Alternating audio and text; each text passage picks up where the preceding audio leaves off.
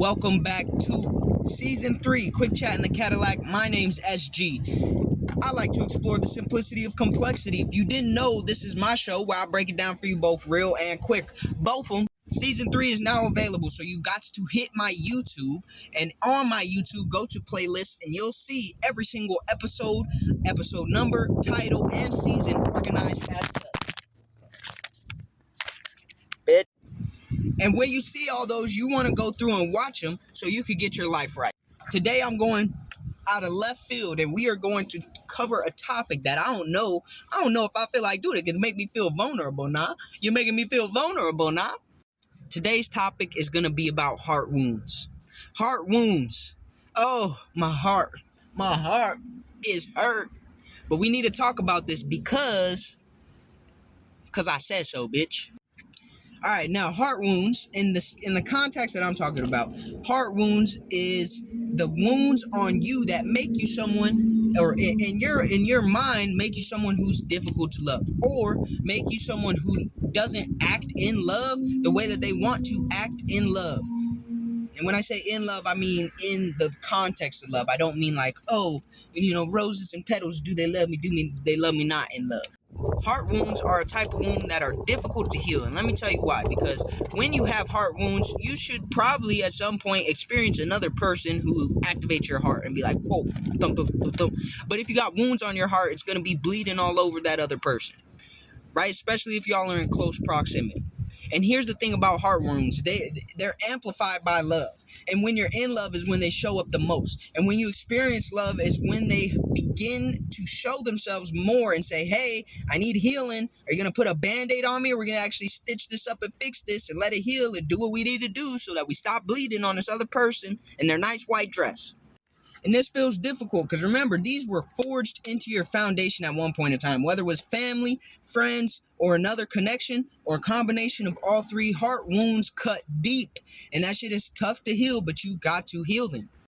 But the reason we're talking about it today is not to say, oh, I have the secret sauce for you to heal them as quickly as possible. No, heart wounds are deep. They take time to heal. You have to be thinking about them. You have to be conscious with your heart wounds, especially if you're in a connection. You have to be conscious with your heart wounds to heal them. And that person has to be patient with you in order to watch you heal them and still want to be around you. But the reason we're talking about it today is because I want you to understand what you should do for people when you're healing your heart wounds to make the process go smoother for the both of y'all. Because in all reality, there is no guarantee that you'll be with someone forever in any instance of life. It doesn't matter if it's a familial connection, a friend, a professional connection, a love connection, or a combination of any of those. Okay?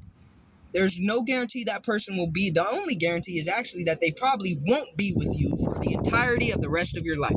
So what you need to do in order to ensure that this process goes as smooth as possible for both of you, and trust me, it's not going to be baby soft smooth. There's going to be some bumps in that motherfucking road.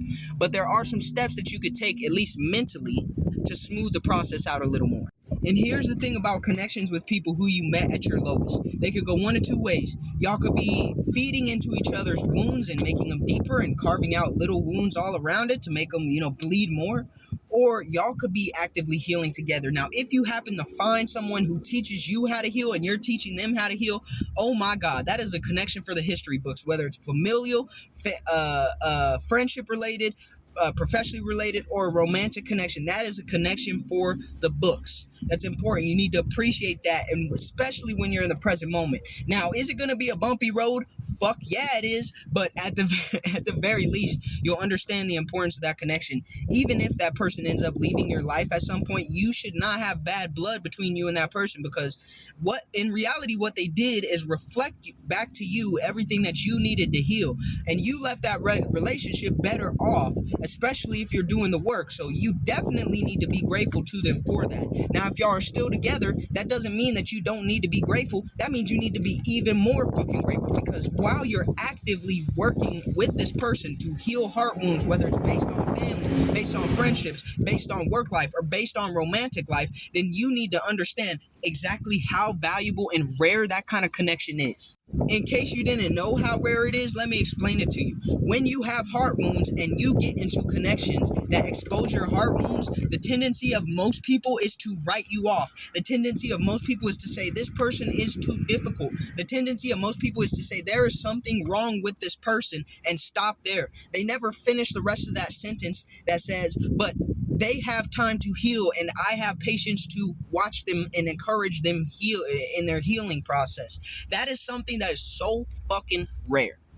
It's so rare. Very few people that you encounter in your lifetime will be willing to do that with you until you start making progress and those wounds start to heal a little bit more and more and more. And then it's easier to deal with you. And then it's easier to be around you. So naturally, those people are going to be a part of your life. Sometimes you got to do that shit all by your fucking self. Sometimes you sit alone in a dark four-cornered room and think, God damn, I got all these fucking wounds on my heart and ain't nobody around to help me heal them. I guess I gotta heal myself. And for the people who had to do that shit and they go out into the world, have you noticed a lot of times their connections are not as strong? Their connections are not as strong. And the reason is they don't have as deep of a level in trust with other people. So now they have a whole nother kind of heart wound because they had to sit and connect and build and heal on their own.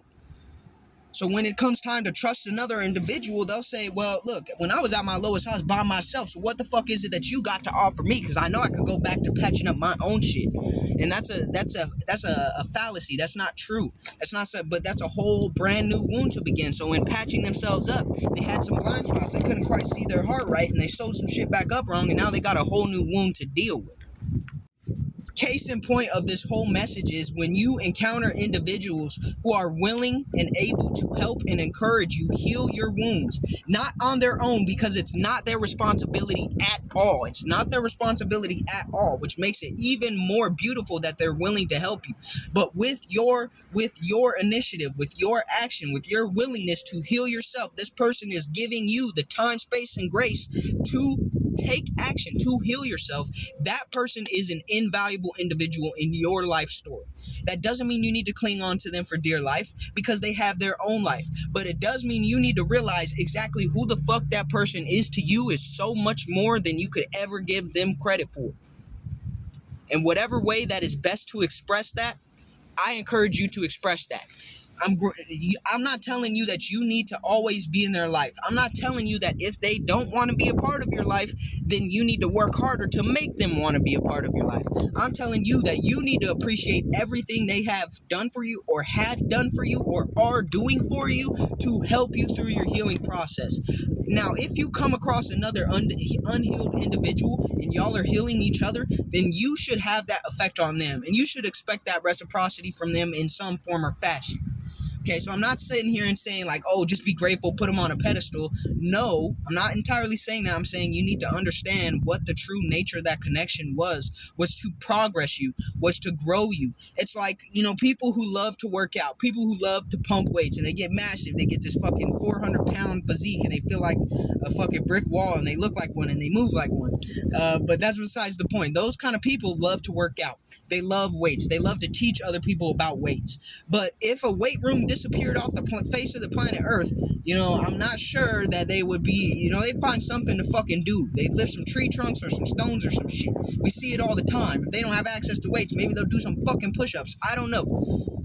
That's the same thing with these kind of connections, right? Sometimes you may have the weights for the rest of your life and you can show love and take care of those weights or blah, blah, blah. That's some real meathead language shit, but I'm trying to tell you, bro. I'm trying to tell you, miss. I'm trying to tell y'all that the importance of the connection is understanding exactly how much it did for you, especially if they didn't have to do that. You should appreciate it. You should value it. You should look back at that point in your life or look at that point in your life now or look at the future that you potentially have with this person and say, this is fucking valuable and let me treat it as such. Simple. That's pretty much the message I got for you today. I got into it a little bit. I started to break a sweat a little bit because it's something that's resonating with me right now. Okay, I told you I was getting vulnerable now. I told you I was getting vulnerable now. But that's true. Anyways, that's all I got to say today. Quick chat in the Cadillac. Please go through and watch my other videos. I swear it will help you get your life right. Peace, bitch.